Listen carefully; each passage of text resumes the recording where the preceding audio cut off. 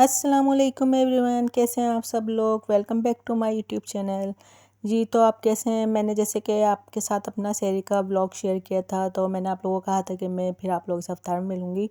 तो जनाब बहुत लेट आँख खुली सुबह, और मुझे याद आया कि मैंने तो चटनी वगैरह कुछ पीसी ही नहीं, क्योंकि मेरे बहुत काम थे, मैं ज़्यादा बिज़ी चल रही थी।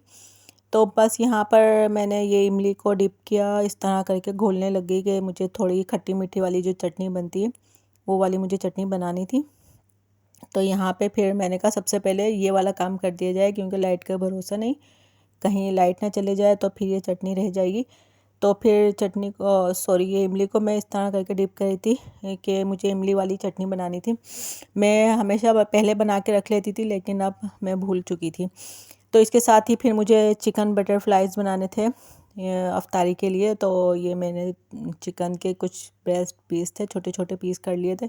तो ये मैंने चिकन ली, इसको मैंने सोचा कि इमली तो मैंने डिप कर दी पानी में उसकी, तो थोड़ी देर बाद उसको हम चटनी बना लेंगे। लेकिन फिर मैंने ये सोचा कि क्यों ना चिकन को ही मैरिनेट कर लिया जाए। तो ये थोड़ी चिकन थी मेरे पास, इसके साथ ही मैंने बस अपने हिसाब से चीज़ें डाल रही थी। लहसुन अदरक का पेस्ट है डाला, इसके साथ मैंने ना कुटी हुई मिर्चें हैं और ये पिसी हुई मिर्चें, ये सब कुछ और डाल रही थी कि मैं अपने अकॉर्डिंग टू अपने टेस्ट, आप लोगों की मर्ज़ी, आप लोग जितना भी यूज़ करें।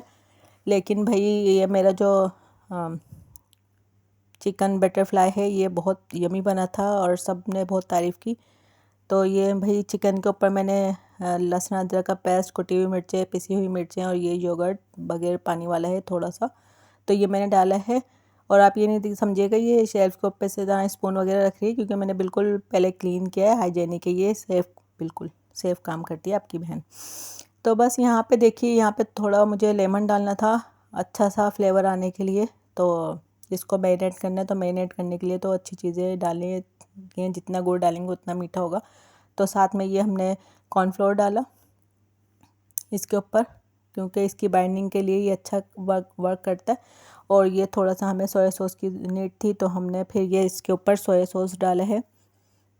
और बस हमारी जो कैमरामैन थी वो बेचारी परेशान हो रही थी।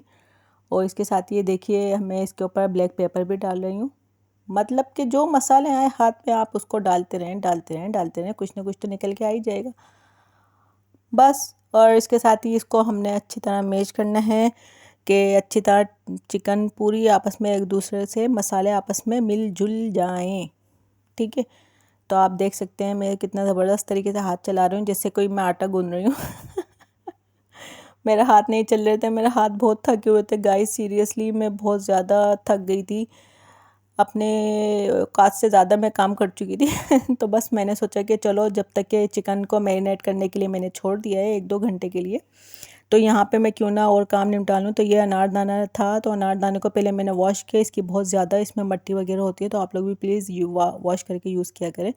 फिर मैंने इसको थोड़ी देर सुखा लिया, हल्का हल्का सा नमी हो गई, ड्राई सा हो गया। तो फिर मुझे ये था कि चलो पैन के अंदर इसको डाल के इसको थोड़ा सा और ड्राई कर लें। और यहाँ पे मैं आपको दिखाती हूँ, जब तक कि वो हल्का हल्का ड्राई हो रहा है 3 से 4 मिनट, तो मैं आपको दिखाऊँ कि मैंने यहाँ पे सेलर राइस जो हैं वो डिप कर दिए हैं। साथ मुझे बिरयानी बनानी थी, और ये बिरयानी की प्याज कट वगैरह की हुई है। और बाकी आगे जो मसाले दिख रहे हैं वो आपको भी आगे चल के पता चल जाएंगे कि वो ये सब कुछ क्यों निकला हुआ है।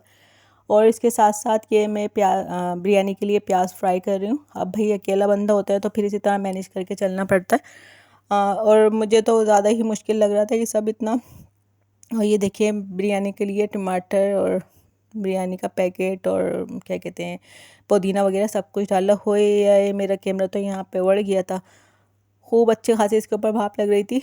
एक हाथ से पकाना, एक हाथ से ये व्लॉगिंग करना, मोबाइल को हैंडल करना, इट्स टू डिफ़िकल्ट। ठीक है, आप लोग इत्तेफाक कर सकते हैं। Few moments later. तो जनाब मसाला भुनने के बाद फिर यहाँ पर मैंने चिकन आलू वगैरह सब इन सब की एक साथ भुनाई कर रही थी, क्योंकि यार टाइम बहुत शॉर्ट था और आपकी बहन को रोज़ा भी बहुत लग रहा था। यार सुबह लेट हम सोए नहीं थे, और फिर फजर पढ़ के फिर सोए, और फिर अभी सुबह 11-12 बजे अम्मा ने उठा दिया कि भाई आपको अफ्तारी वगैरह भी देनी है, बनानी है, उठ जाओ। तो इसके साथ ही ये हमने इमली का पेस्ट इसके अंदर डाल दिया। अब भाई बगैर रोज़े के तो पता ही नहीं चल रहा था कि ये इसमें नमक मिर्चें वगैरह क्या टेस्ट है, क्या हिसाब है। सबके रोज़े थे घर में, तो इसलिए थोड़ी मुश्किल हो रही थी कि यार ये बड़ा रिस्की काम है। खैर एनीवेज मेरे मोबाइल पे बार बार स्ट्रीम आ रही थी इसकी, और मैं यहाँ पे थोड़ी देर इसकी भुनाई कर रही थी कि थोड़ा सा मसाला इसका सही हो जाए।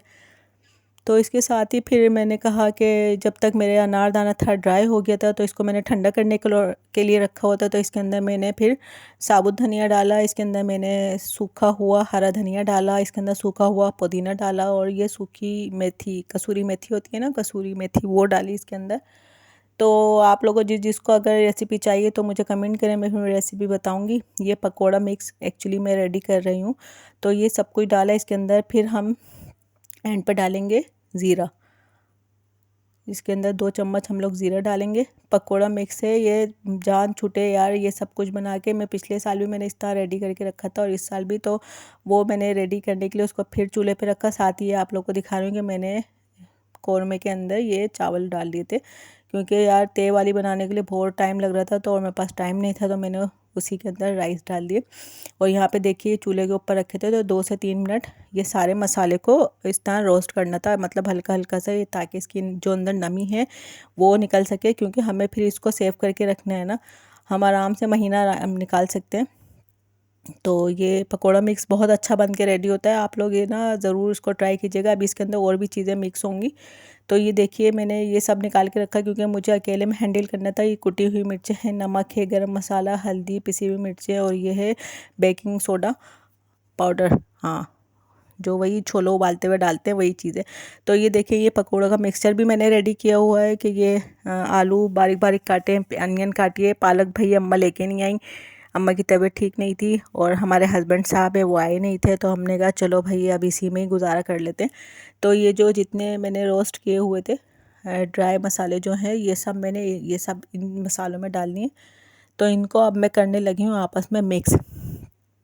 हम इसको आपस में करेंगे मिक्स, क्योंकि ये जब मिक्स कर लेंगे तो इसका ये और बन के बहुत अच्छा फ्लेवर निकलेगा। आप लोग गाइस बिलीव करें कि ये टाइम की भी बचत है। फिर इतना मुबारक महीना है कि इबादत करनी हो, तो अपना टाइम बचाने के लिए आप पहले से इसको पकोड़ा मिक्स को बना के रख लें, ताकि आपको बार बार अपने मतलब मसाले वाले साइड जाने की ज़रूरत ना पड़े। एक ही दफ़ा बस आपने जार खोला अपना, और प्याज आलू वगैरह कटे हुए हो पकोड़ों के लिए, आपने ये जितनी चम्मच आपने डालना है अपनी क्वांटिटी के हिसाब से, तो वो आप इसमें से यूज़ कर लें।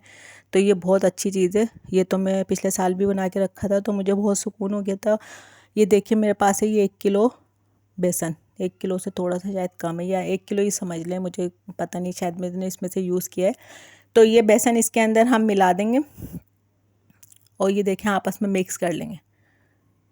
आप लोग देख सकते हैं कितना ज़बरदस्त लग रहा है ये आपस में। जो मेरे हरा धनिया, पुदीना, कसूरी मेथी, ज़ीरा, ये सब कुछ था, अनारदाना, इसके साथ ही जो पिसी हुई मिर्चें, नमक, गरम मसाला, हल्दी, सोडा, सब कुछ था। इन सब को हम अच्छी तरह आपस में मिक्स करेंगे कि ये बहुत अच्छी तरह से आपस में मिक्स हो जाए। फिर हम इसको आगे क्या करते हैं, आप लोग आगे आगे देखते रहें। और इसी आप लोग ने अगर मेरे चैनल को सब्सक्राइब नहीं किया, आप नए देख रहे हैं, अभी कोई न्यू है मेरे चैनल पे, तो प्लीज़ मेरे चैनल को लाइक, शेयर एंड सब्सक्राइब कर दें, आपकी बड़ी मेहरबानी होगी। कभी छोटे यूज़र्स को भी, छोटे यूट्यूबर्स को भी सपोर्ट कर दिया करें आप लोग, तो आप लोगों का कुछ जाएगा नहीं। Please like, share and subscribe कर दिया करें। ये देखें मैं मुस्तकिल मिक्स कर रही थी, और थोड़ा सा शायद मैं ये भी चाह रही थी थोड़ा ये ठंडा हो जाए, ताकि है ना देर तक मेरा मिक्स करने का मतलब ये था। फिर इसके साथ ही है ना आप लोग मेरी चीज़ों को इग्नोर करिएगा, क्योंकि यार मेरे पास टाइम बिल्कुल भी नहीं था, और मैंने सोचा यार क्यों ना आप लोगों को के साथ में ये शेयर करूं। तो जो चीज़ मेरा हाथ लग रही थी उसी में मैं बनाना शुरू कर रही थी। मैंने कोई स्पेशल कोई वो नहीं किया। तो मुझे लगा कि मेरे जो आलू प्याज का मिक्सचर है इसके अंदर कितना बेसन जाएगा, इस तरह घर की ख़वातीन जो होती हैं उनको पता होता है कि कितनी क्वांटिटी चीज़ें यूज़ करनी है। तो बस मैं इस तरह करके डाल रही थी, और हल्का हल्का साथ साथ पानी मिला रही थी, क्योंकि मेरे हाथों में इतनी जान नहीं थी। अगर आप इसको जान लगाएंगे तो ये प्याज आलू वैसे ही पानी छोड़ देता है। तो मुझे तो हिम्मत नहीं हो रही थी मेरे हाथों में, तो मैंने थोड़ा थोड़ा इसमें पानी ऐड करती रही थी साथ साथ में।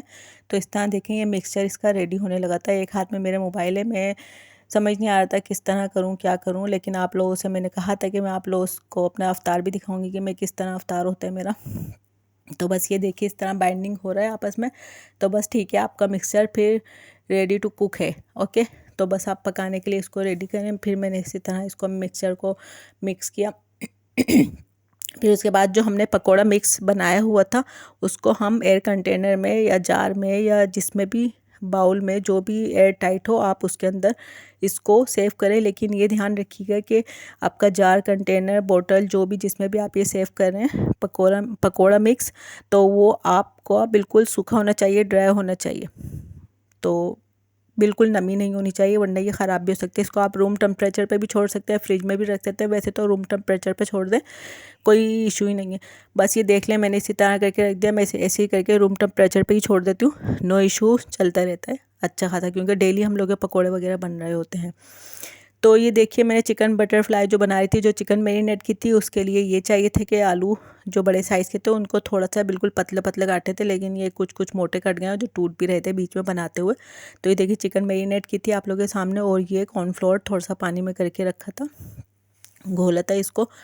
तो हमें इसकी भी ज़रूरत पड़ेगी, और इसके साथ ही टूथपिक जो खिलाते हैं आप लोग पहचान सकते हैं, तो ये भी इस पे यूटिलाइज़ होंगे।